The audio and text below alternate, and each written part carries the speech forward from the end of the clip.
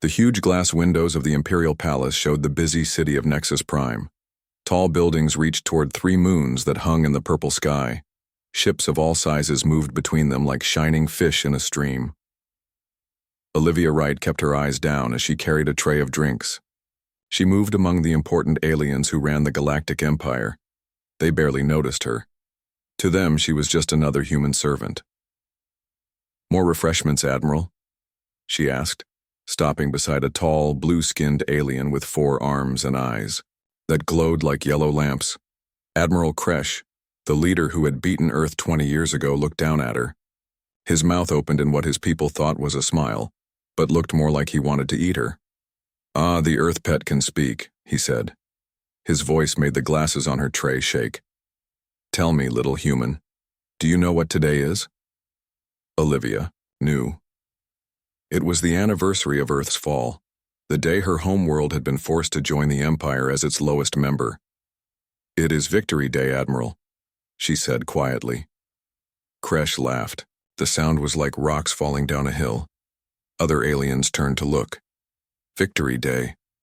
Yes, when your pathetic planet tried to fight us with your simple weapons and weak bodies." He picked up a drink with one of his lower arms. "You should thank us. Before we came, humans were trapped on one dying world. Now you serve across 1,000 planets." Olivia's fingers tightened on the tray. Under her plain black uniform, her heart beat faster. She wanted to tell him that humans had not been weak, that Earth had fought bravely, that her own grandmother had been part of the Blade Guardians, Earth's most skilled fighters, who had made even the Empire's best soldiers afraid. But she said nothing. Her time would come. "Move along, human," said another alien, this one with green scales and a long neck. "The Admiral is done with you." Olivia bowed and walked away. As she crossed the huge room with its shining floor that showed your reflection like a mirror, she heard them talking about humans. "They make good workers," said one. "Simple minds, strong backs," said another. "Did you know there was a study done? Their brains cannot handle the neural links that all civilized species use. They are closer to animals than to us." Laughter followed. Cold, cruel laughter that filled the room. Olivia went through a side door into a service hallway. Here other humans moved quickly, carrying food and drinks, cleaning, and doing all the work that kept the palace running. None of them looked at each other. None of them spoke unless they had to. This was what had happened to humanity. Once they had reached for the stars on their own. Now they were the quiet servants of the Empire, taught from birth that they were less than the other species. Olivia went down 3 levels in a service elevator to a small room where supplies were kept. She checked to make sure no cameras were watching, then moved aside some boxes to reveal a small door in the wall. She pressed her hand against it, and it slid open with a soft hiss. The space beyond was tiny, just big enough for one person to stand in. But it had been her secret place for 5 years now. On a small shelf sat an old metal box that had belonged to her grandmother. Olivia took out a crystal hanging on a chain around her neck. It glowed softly blue when she held it. She put it into a slot on the box, and the top opened. Inside was her grandmother's blade. Not a sword like in old Earth stories, but something more special. It looked like a handle made of dark metal with strange marks on it. But Olivia knew what it really was. She picked it up carefully. The metal felt warm, in her hand, almost alive. She closed her eyes and focused her mind the way her grandmother had taught her through the memory crystals she had left behind. For a moment, nothing happened. Then a soft hum filled the small room as a blade of pure energy formed from the handle. It glowed blue-white, the same color as the crystal around her neck. The blade wasn't solid like metal. It seemed to be made of light and energy that flowed and moved like water, yet kept its shape. This was the secret weapon of the Blade Guardians. Not just a tool, but a key to unlocking the hidden power in human minds. Each blade was special, made for one person only. This one had been her grandmother's, but now it answered to Olivia. The Empire thought all the blades had been destroyed when they defeated Earth. They thought the knowledge of how to make them and use them was gone forever. They were wrong. Olivia moved the blade slowly through the air, feeling its weight and balance. Each day it responded better to her thoughts. Each day she grew stronger with it. In the memory crystals her grandmother had hidden before she died, there were training lessons. Olivia had watched them hundreds of times, practicing in secret places where no one would find her. The blade was not just a weapon. It was a tool that connected to the user's mind. It could cut through energy shields, it could stop laser beams. In the hands of a fully trained guardian, it could do things the Empire would think were impossible. Olivia was not fully trained yet, but she was getting closer. She deactivated the blade, and it disappeared back into the handle. She put it carefully back in the box and closed it, then put her crystal around her neck again and hid it under her uniform. Tonight she would go to the old tunnels beneath the city where other humans waited for her, a small group who had not forgotten Earth's pride, who believed humans were more than servants. She was teaching them what she knew, though none of them could use the blade like she could. Admiral Kresh and the Empire laughed at humans now, but soon Olivia would show them why the Blade Guardians had been feared. Soon she would show them what humans could really do, and they wouldn't be laughing anymore. Commander Alan Reeves sat in his small office in the Imperial Intelligence Building. Blue light from his computer screen lit up his tired face. For weeks he had been looking at strange reports from Earth. Small amounts of rare metals were going missing. Energy readings showed up in places where nothing should be happening, and old military bases that had been closed for years sometimes had people moving around them. None of these things was very big on its own. But together they made a pattern, and Alan was good at finding patterns. He rubbed his eyes and looked at a picture on his desk. It showed a tall man in an Imperial uniform standing next to a human woman with kind eyes. His parents, his father, had earned the right to be an Imperial citizen by helping the Empire during the war with Earth. His mother had been a doctor who saved an important alien's life. Because of them, Alan was not just a servant like most humans. He was an officer, but many people in the Empire still looked down on him. They said humans were not smart enough for important jobs. Some even said his test scores must have been wrong because no human could be that intelligent. Alan had worked twice as hard as anyone else to get where he was. And now he had found something that didn't make sense. He touched a button on his screen and a video began to play. It was old and not very clear. It showed the last battle for Earth, when Imperial ships filled the sky and troops landed in every major city. But this video showed something the public had never seen. A small group of humans fought in front of what looked like a research building. They moved faster than normal humans should be able to move. They carried strange weapons that glowed with blue-white light. And they were stopping Imperial soldiers who had much better weapons and armor. The Blade Guardians, Alan whispered. Everyone thought they were just a story. The last special forces of Earth who had fought with weapons that could cut through anything. The Empire said it was just human imagination making up tales about super soldiers who didn't really exist. But this video showed they had been real, and they had done things that should have been impossible for humans. Alan tapped more buttons, looking at more files. The building in the video was a research center in a place once called Colorado. After the war, the Empire said nothing important had been found there. The building had been destroyed in the fighting, but now Alan found something else. A secret order to search under the ruins for neural amplification technology and psycho-reactive materials. The search had found nothing. But why look if the Blade Guardians were just a myth? More tapping on his computer, more searching through files most people couldn't see. And then he found it. A list of items taken from Earth after the war. Special crystals found only in a few places on the planet. All of them gathered up and removed. The report said they were just valuable gems, but they had been kept track of very carefully. Now, many of those crystals were missing. Alan sat back in his chair. Someone was gathering the crystals again. Someone was taking small amounts of special metals that had been used in the handles of the Blade Guardians' weapons. Someone was trying to bring back what the Empire had tried to destroy.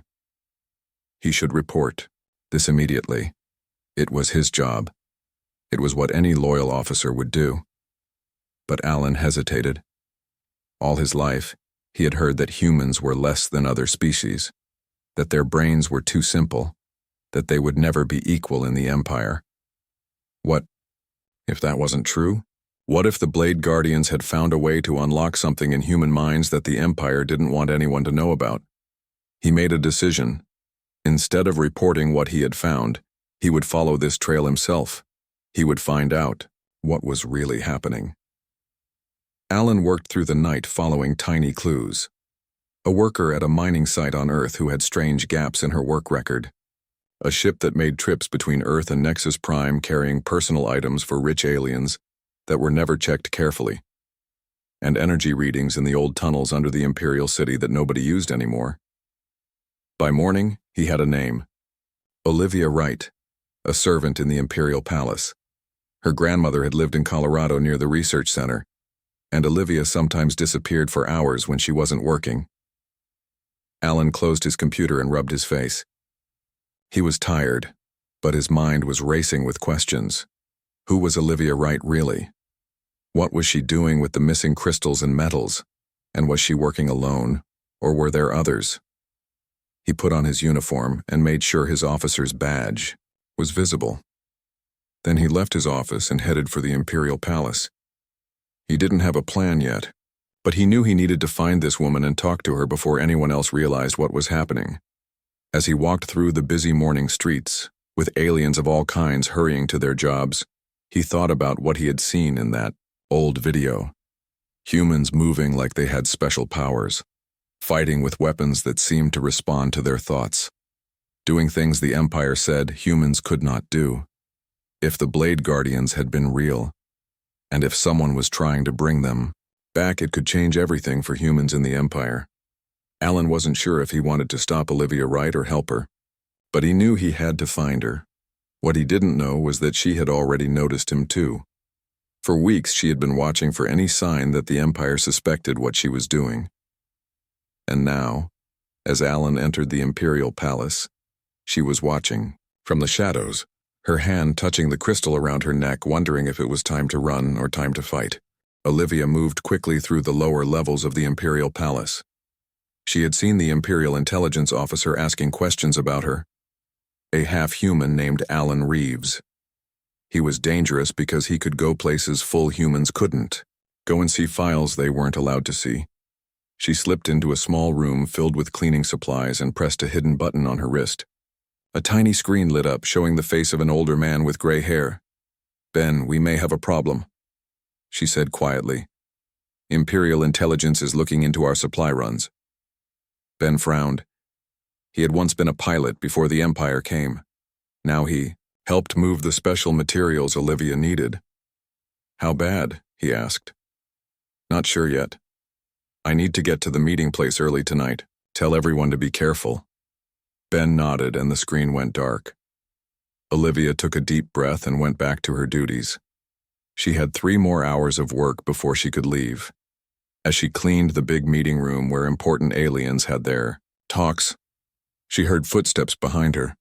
She turned to see Commander Alan Reeves standing in the doorway. He wore the black and silver uniform of Imperial intelligence. His face was half in shadow. Olivia's heart beat faster, but she kept her face calm like a good servant should. "Can I help you, sir?" she asked. Alan closed the door behind him. "I think we need to talk, Miss Wright." She gripped the cleaning cloth in her hand tightly. If he tried to arrest her, she could reach the blade hidden in her pocket. But fighting in the palace would ruin everything. "I don't understand, sir," she said. "I'm just doing my job." Alan looked around to make sure they were alone. Then he spoke very quietly. "I know about the crystals. I know about the missing metals. And I've seen old videos of the Blade Guardians." Olivia felt cold fear in her stomach. This was bad. If he knew that much, others in Imperial intelligence might know too. She started thinking about escape routes. Alan saw the fear in her eyes. "I'm not here to stop you," he said quickly. "I want to understand what you're doing. Why would an Imperial officer care about what a human servant does?"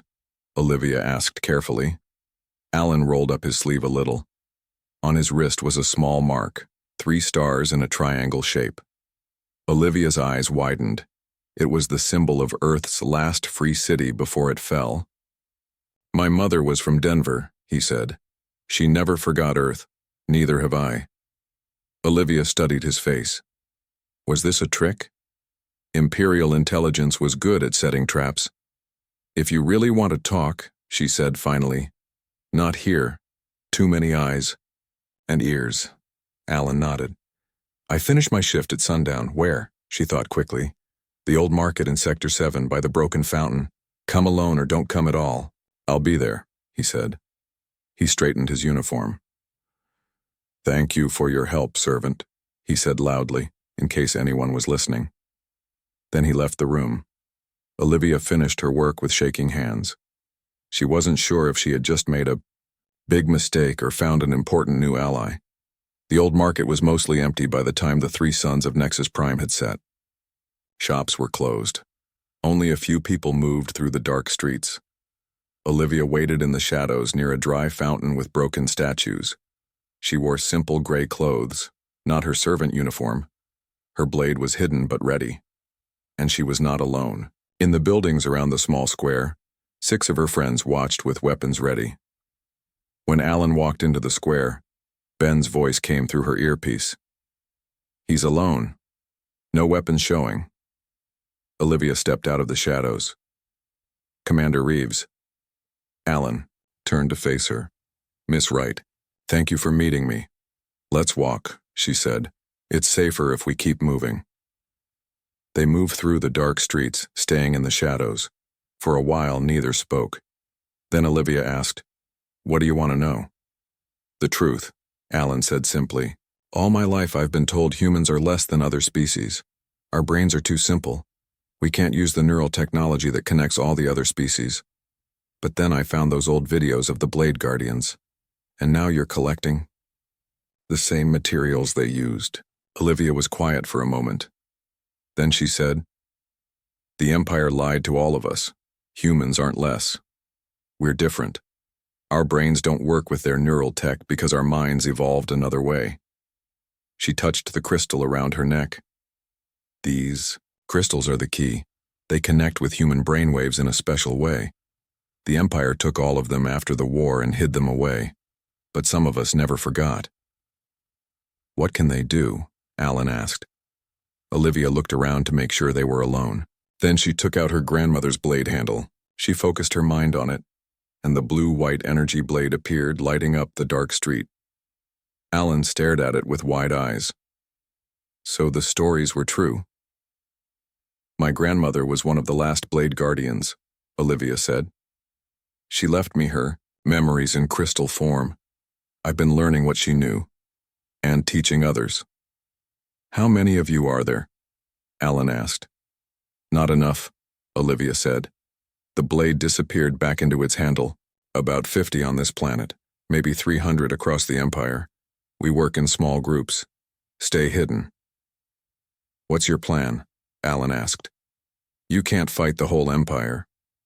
"We don't want to fight," Olivia said. "We want the truth to come out. Humans aren't meant to be servants. We have abilities the Empire doesn't understand. They fear what we might become." They walked in silence for a while. Then Alan said, "I want to help." "It's dangerous," Olivia warned. "If they catch you, being half human won't save you." "I know," Alan said.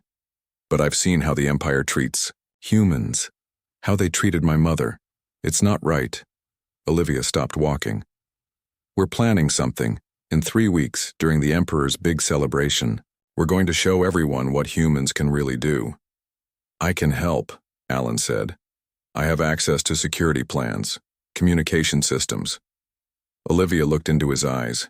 She had to decide if she could trust him. Finally, she nodded. "Come with me. There's someone you should meet." They turned down a narrow street and came to an old building that looked empty. Olivia touched a hidden panel and a door slid open. Inside, a small group of humans looked up as they entered. Some reached for weapons when they saw Alan's uniform. "It's okay," Olivia said. "He's with me." At the back of the room, an old woman with white hair and bright eyes stood up from a chair. She walked slowly toward them. "So you found one of us in their ranks," the old woman said, looking at Alan with interest. "Good. We need eyes inside. Alan, this is Dr. Samantha Kelly," Olivia said. "Everyone thought she died in the war." Alan's mouth fell open. "The neural scientist? The one who first discovered the crystal technology?" Samantha smiled. "The Empire tried very hard to kill me. They almost succeeded. But now I'm ready to finish what we started 20 years ago." "What was that?" Alan asked. The old woman's eyes shone in the dim light, showing the galaxy what humanity is truly capable of. The 3 weeks passed quickly. Alan met with Olivia and her group many times, always careful to make sure no one followed him. He brought them maps of the Imperial Palace, guard schedules, and details about the big celebration that was coming. "The Emperor's Centennial will have representatives from all 57 worlds," Alan explained one night as they gathered in their hidden meeting place. "Security will be tight, but they're looking for outside threats, not servants who are already inside." Olivia nodded. She had been practicing with her blade every day. Now she could make it appear in less than a second, and it responded to her thoughts almost before she had them. The blue-white energy flowed not just through the blade, but up her arm in glowing lines.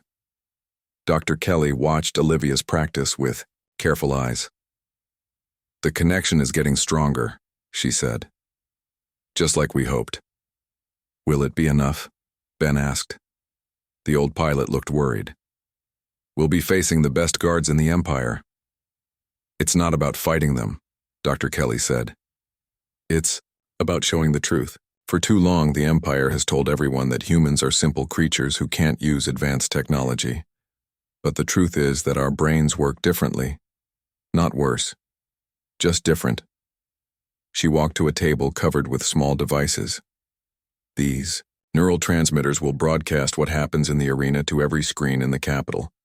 Everyone will see what humans can really do." Alan picked up one of the devices. "I can place these in the communication center. Make sure the broadcast goes to all planets, not just the capital." "Good," Olivia said. "The more who see, the better." Later that night, as most of the group slept, Olivia found Alan sitting alone, looking at an old picture of his parents. "Having second thoughts?" she asked, sitting beside him. Alan sighed. "I'm scared, not of getting caught. I'm scared that this won't change anything. The Empire is so big, so powerful.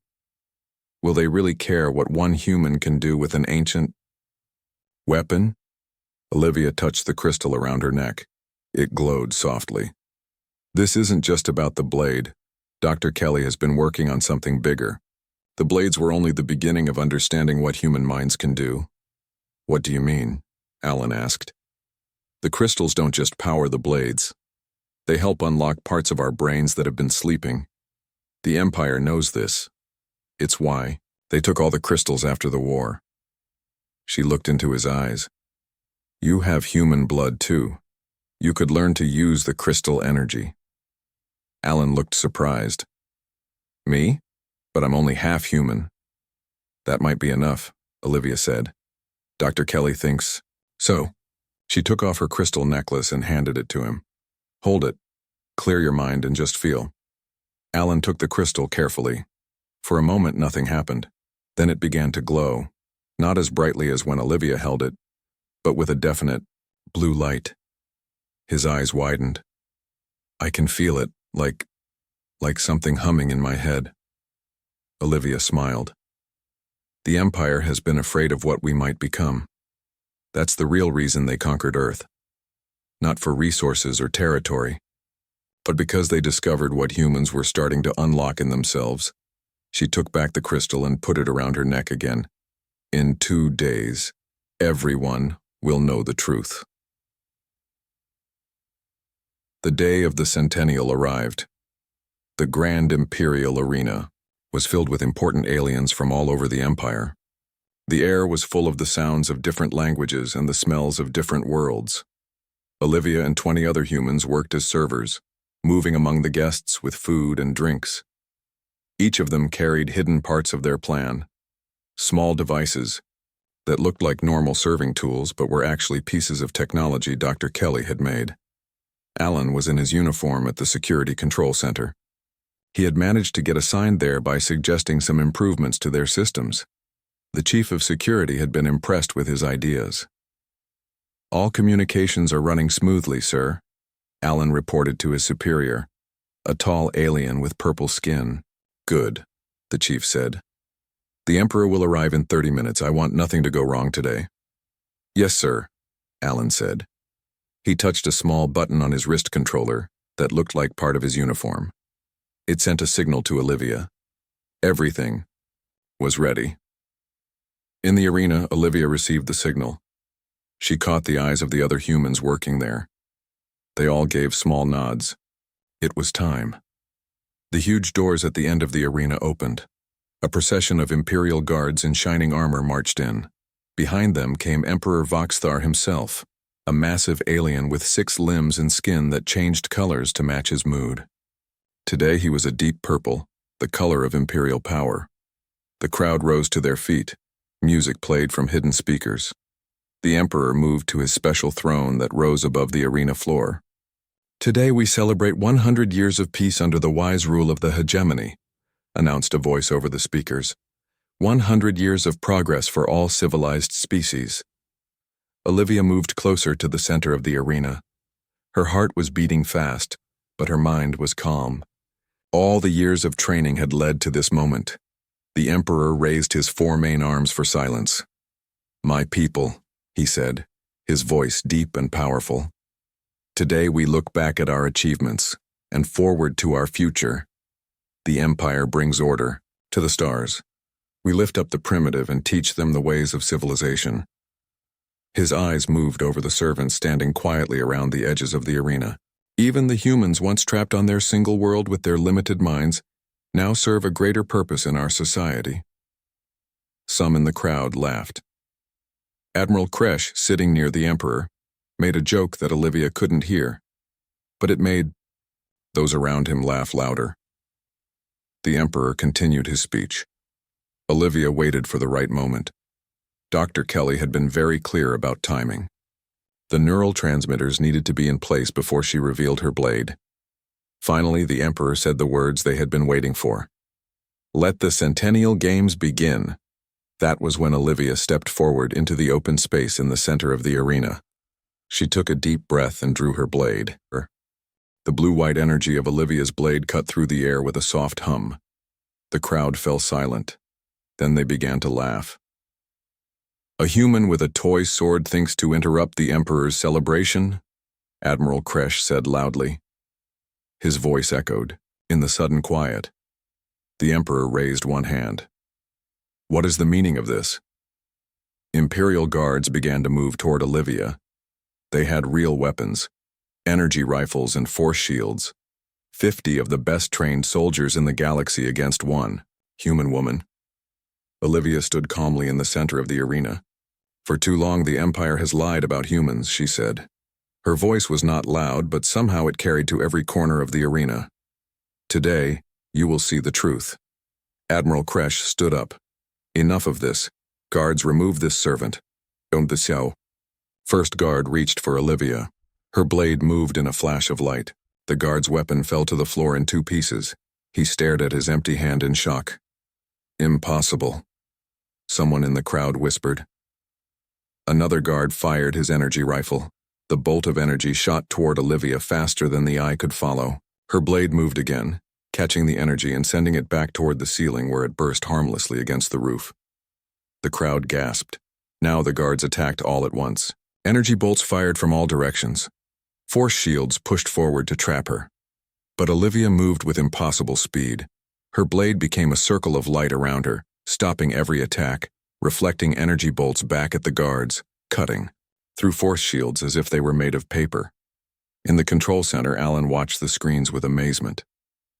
Even though he had known what Olivia could do, seeing her face the Emperor's best guards was something else entirely. He pressed buttons on his control panel, making sure the neural transmitters were working. Every screen in the Imperial City now showed what was happening in the arena.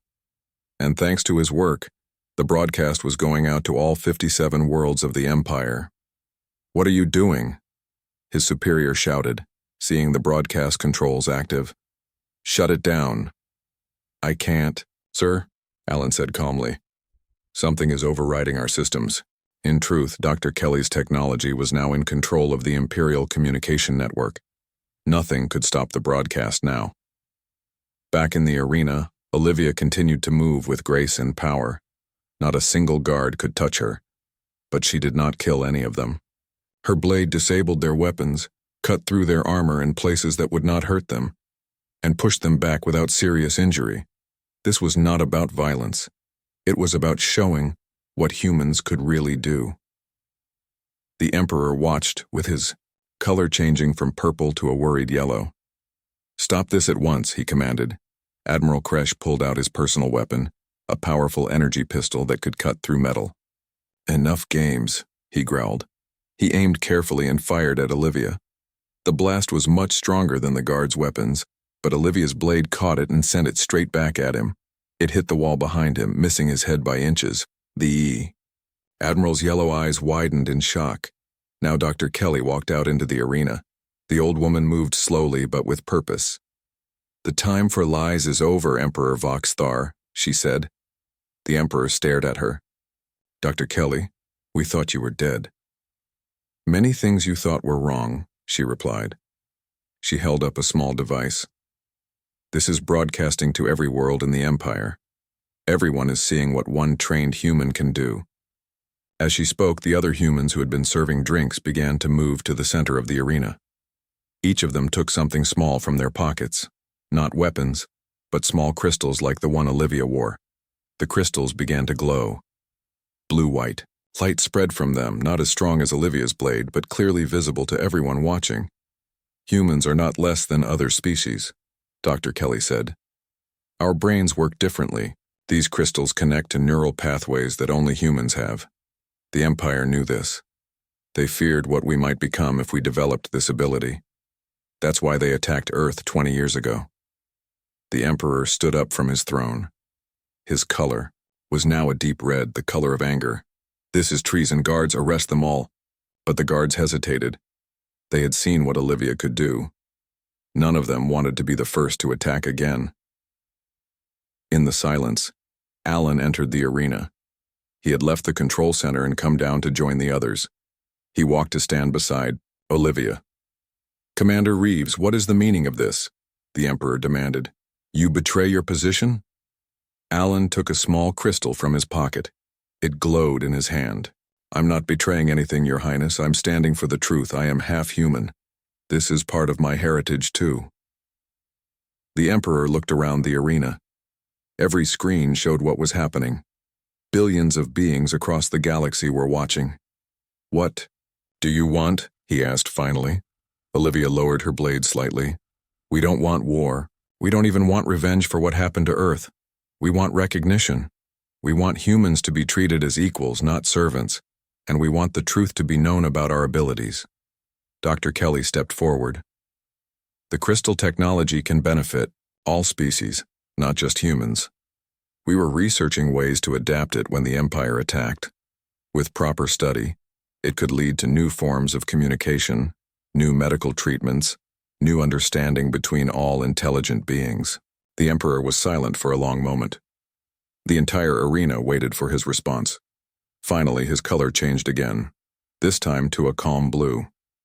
"Perhaps," he said slowly, "there is much about humans we do not understand." He turned to Admiral Kresh. "You told me all the crystal technology was destroyed after the war." The Admiral looked away. "We thought it best, Your Highness, for security reasons." Security or fear? The Emperor looked back at Olivia, still standing with her glowing blade. "I have ruled for 100 years by knowing when to fight and when to listen. Today I will listen." He sat back on his throne. "Dr. Kelly, I remember your work from before the war. You spoke of partnership between species, not domination.